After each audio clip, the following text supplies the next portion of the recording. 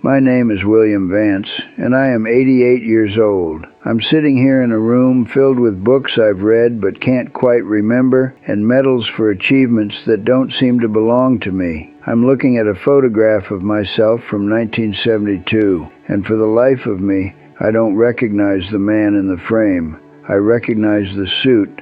I recognize the expensive watch. I recognize the confident, practiced smile of a man who thought he had the world by the throat. But I don't know who was living inside that skin. I'm 88, and the doctors tell me my heart is tired. It's been beating for nearly 9 decades, and it's ready for a rest. But before it stops, I have to tell you something. I have to admit to a crime I've been committing for 70 years. I've been playing a character. I've been wearing a mask so heavy and so thick that I eventually forgot how to take it off. And now, at the very end, I'm realizing that the life I lived wasn't mine at all. It was a performance for an audience that isn't even here anymore. I see you out there. I see you in your 30s and 40s, rushing, performing, building your personal brand, trying to be the person everyone expects you to be. I need you to listen to me. I need you to hear the crack in my voice and understand that I am a man who reached the finish line only to realize I ran the wrong race. For 50 years, I was the unflappable William Vance. I was a senior partner at a law firm that took up more of my soul than I ever cared to admit. I lived by a code that I thought was the definition of manhood, of success. It was a cold, hard, stoic mask. I believed that to be a man was to be a provider, a protector, and above all, a statue. I never raised my voice, but I never lowered my guard either. I thought vulnerability was a defect in the machinery. If I felt fear, I buried it. If I felt overwhelming joy, I tempered it. I wanted to be the man people looked at and thought, nothing breaks him. I succeeded. I became that man, and it was the biggest mistake of my life.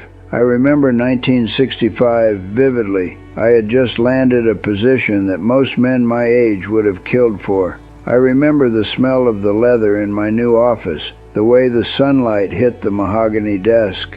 I felt like a king. I told my wife Clara that this was for her. I told myself that the 60-hour weeks, the missed dinners, the coldness I brought home after a day of being a shark was the price of a good life. I was living the great American lie. I thought that if I provided the house with the white columns and the country club membership, I was doing my job. I was playing the role of the successful husband. But Clara didn't want a husband who was a role. She wanted a human being. She wanted someone who could sit in the dirt with her and talk about the things that scared us. Instead, she got a man who spoke in bullet points and projections. By the time 1980 rolled around, I was at the peak of my game. I was a character in a movie I'd written for myself. I walked with a certain gait. I used a certain tone of voice. I was respected, feared, and completely hollow. I remember standing at my daughter's wedding in 1988. I gave a speech that was technically perfect. It was witty, it was poised, and it was entirely scripted. Not just on paper, but in my heart. I didn't cry when I saw her in her dress.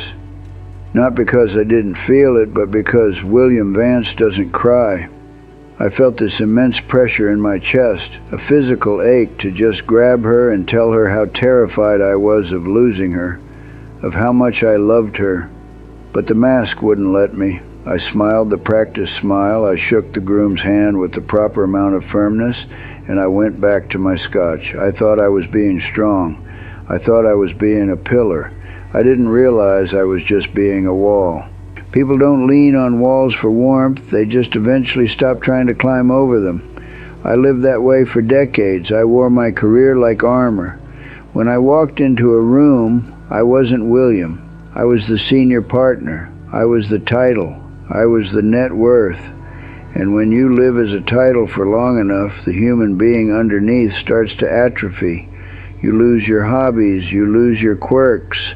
You lose the ability to say, I don't know, or I'm scared. You become a polished, shiny version of nothing. The turning point didn't come with a grand explosion. It came with a whisper, and then a deafening silence. It was 2014. I'd been retired for a few years, but I was still playing the part. I still dressed as if I had a meeting to go to. I still kept my schedule tight. Clara had been sick for months, but in my typical fashion, I treated it like a logistical problem to be solved. I found the best doctors. I managed the insurance. I kept the house running like a clock. I was being the supportive provider. One Tuesday afternoon, it was raining. One of those gray, oppressive rains that makes the whole world feel like it's under a heavy blanket. Clara was in bed, and she asked me to just sit with her. Not to do anything, not to check the meds, just sit. I sat there, and for the first time in maybe 40 years, I didn't have a task. I didn't have a role to play, and the silence was terrifying. I didn't know what to say to her because we hadn't really talked as two raw, honest humans in a lifetime. She looked at me, her eyes clouded with pain but still so sharp, and she said, William, I've spent 45 years living with a man I don't know. I know your opinions on the law. I know how you like your steak, but I don't know what you dream about when you're alone. I don't know what makes you sad. You've been so busy being William Vance that you forgot to be my William. She died 3 weeks later, and that's when the mask finally shattered. Not because I took it off, but because there was no one left to perform for. The audience was gone. I found myself in this big, beautiful, silent house surrounded by the success I had sacrificed everything for, and I realized I was a stranger to myself. I went to the mirror and I really looked. I saw the wrinkles, the age spots, the thinning hair, and I felt like I was seeing a ghost. I started looking through old boxes in the attic, things I hadn't touched since the 60s. I found an old sketchbook from when I was in college. I'd forgotten that I used to draw. I used to spend hours sketching the way the light hit the buildings in the city. I was good. I was passionate. I remembered the feeling of the charcoal on my fingers. And I remembered the day I threw it all away because my father told me that artists don't provide. I chose the suit. I chose the character. I buried that boy so deep I didn't even remember his name. I sat on that dusty floor and I wept. I didn't weep like a stoic man. I howled. I cried for the 50 years of light I'd missed. I cried for the conversations I never had with Clara. I cried for the man I could have been if I just had the courage to be weak every once in a while. You see, the world tells you that you have to be something. It gives you a script the moment you're born. It says, be successful, be strong, be consistent, be rich. It tells you that if you show the cracks, you're failing. But I'm here at 88 to tell you that the cracks are where the life is. If you don't have cracks, nothing can get in and nothing can get out. I spent my life being a perfectly sealed vessel, and all it did was ensure that I stayed empty. I think about my friend Frank. We worked together for 30 years. Frank was the opposite of me. He was messy. He'd come to work with a stain on his tie because he'd been playing with his kids. He'd admit when he was overwhelmed. I used to look down on him. I thought he was undisciplined. I thought he was unprofessional. Frank died a few years ago. At his funeral, people didn't talk about his billable hours. They talked about his laugh. They talked about how he made them feel like they were the only person in the room. They talked about the real Frank. When I die, people will talk about my distinguished career. They'll mention my contributions to the field. They'll use words like integrity and steadfastness. And it will all be a lie because they won't be talking about me. They'll be talking about the character I played. They'll be giving a eulogy for a mask. I want you to do something for me. I want you to look at your life right now, not your resume, not your bank account, not your social media profile. I want you to look at the person who exists when you're in the shower or when you're driving alone at 2 a.m. Who is that person? What does that person want? If that person is screaming to get out, let them. Stop the performance. If you're in a job you hate because it fits the character of a successful person, quit. If you're in a relationship where you're pretending to be someone you're not to keep the peace, speak up. It is better to be hated for who you are than to be loved for who you aren't. Trust me, being loved for a mask is the loneliest feeling in the world. I've lived in that loneliness for 70 years. It's a cold, sterile room with no windows. You think you're safe in there, but you're just a prisoner. And let's talk about success for a minute. We're taught that it's a ladder. You climb, you reach, you grab the next rung. But no one tells you that the ladder is leaning against a wall that eventually crumbles. My success is currently sitting in a bank account that I have no use for. I eat oatmeal and watch the birds. The money doesn't taste like anything. The prestige doesn't keep me warm at night. You know what I would pay every cent of that money for? 1 hour of being unprofessional with Clara in 1975. 1 hour of telling my daughter that I was scared of being a bad father instead of pretending I had all the answers. 1 hour of being a human being instead of a judge. Real success is the ability to be yourself without apology. Real success is having people in your life who know the worst parts of you and still want to sit at your table. I didn't have that because I never let anyone see the worst parts. I never even let them see the mediocre parts. I only showed the highlight reel, and you can't build a life on a highlight reel. You can only build a monument, and monuments are for the dead. I see you scrolling. I see you comparing your behind the scenes to everyone else's front of house. Stop it. Everyone is playing a character. Everyone is terrified that if they stop the act, the world will realize they're just a confused, messy human. But here's the secret. We're all confused, messy humans. Every single one of us. Even the CEOs, even the gurus, even the billionaires. We're all just kids in older skin, trying to figure out if we're doing it right. The moment you stop pretending is the moment you start living.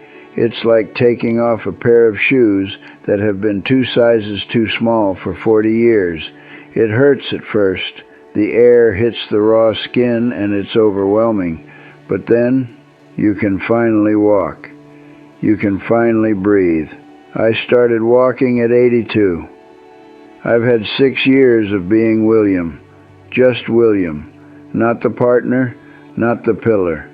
Just a man who likes old jazz and gets misty-eyed when he sees a sunset and isn't afraid to tell his grandson that he's lonely. These 6 years have been more real than the 76 that came before them. But 6 years isn't enough. It's a tragedy to figure out how to live just as you're about to die. I want to give you some practical advice. The kind I wish I'd had when my hair was still dark and my heart was still full of ambition. First, kill your ego. Your ego is the one writing the script for the character you're playing.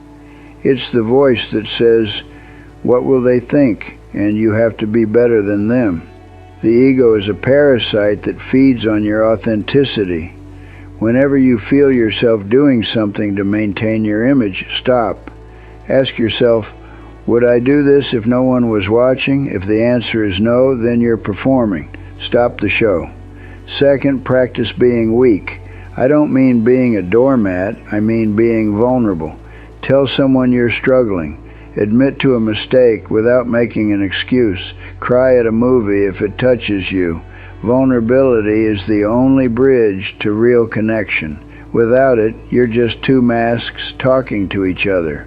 Third, prioritize being over doing. We are human beings, not human doings. We've become so obsessed with productivity that we've forgotten how to just exist. Sit on a bench. Look at a tree. Don't listen to a podcast. Don't check your phone. Don't optimize the moment. Just be there. If you can't sit with yourself for 10 minutes without a distraction, it's because you don't like the person you're sitting with, and if you don't like that person, it's because you don't know them. Fourth, eat real food and move your body, but do it because you love your life, not because you're trying to build a perfect body. I spent years at the gym trying to look imposing. What a waste. Move your body so you can keep playing with your kids, so you can walk through the woods, so you can feel the blood pumping in your veins. And for heaven's sake, stop eating things that come out of a factory. Your body is the only home you'll ever truly have. Don't treat it like a dumpster.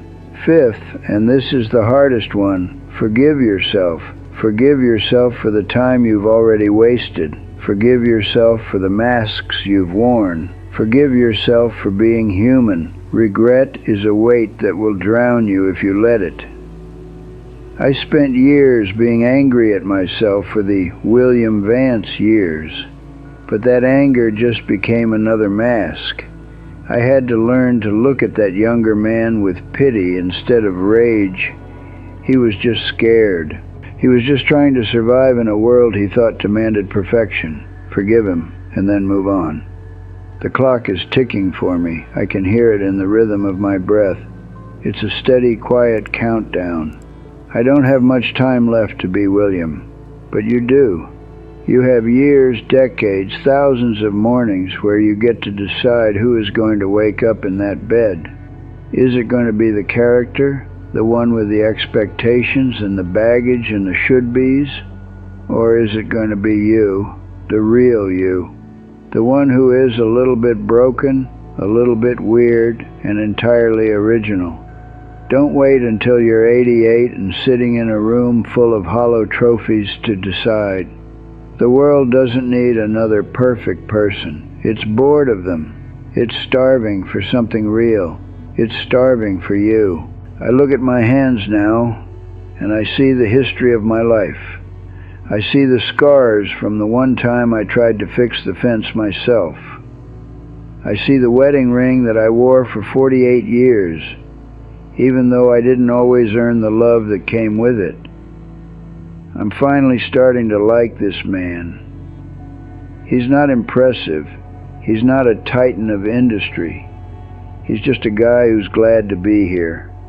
I wish I could go back to 1972 and tell that man in the photograph to take off the suit. I'd tell him to go home and tell Clara that he's overwhelmed. I'd tell him to go buy that sketchbook and spend the afternoon in the park. I'd tell him that the respect he's chasing is a ghost that will disappear the moment he retires. But I can't tell him. I can only tell you. Please, don't waste 70 years figuring this out. Don't play the character until the curtains are already closing. The stage is an illusion. The audience is fickle. The only thing that is real is the soul sitting in the dark, waiting for you to notice it. Wake up. Today, not tomorrow, not when you have more money, not when you're ready. Someday is a graveyard for dreams. Today is the only day that exists. Be brave enough to be yourself. It's the hardest thing you'll ever do, and it's the only thing that matters. I'm tired now. The light is fading, and I think I'll just sit here and listen to the birds for a while. I don't need to do anything. I don't need to be anyone. I'm just William, and that is finally enough. If this resonates with you, if you feel that mask starting to itch, don't ignore it. That itch is your soul trying to breathe. Share your story in the comments. Tell me about the mask you're wearing, or the moment you finally took it off. We need to hear each other's truths. It's the only way we realize we aren't alone. Subscribe if you want to hear more from an old man who learned everything the hard way. I don't have many lessons left, but the ones I have, I'll give to you freely. Don't wait until it's too late.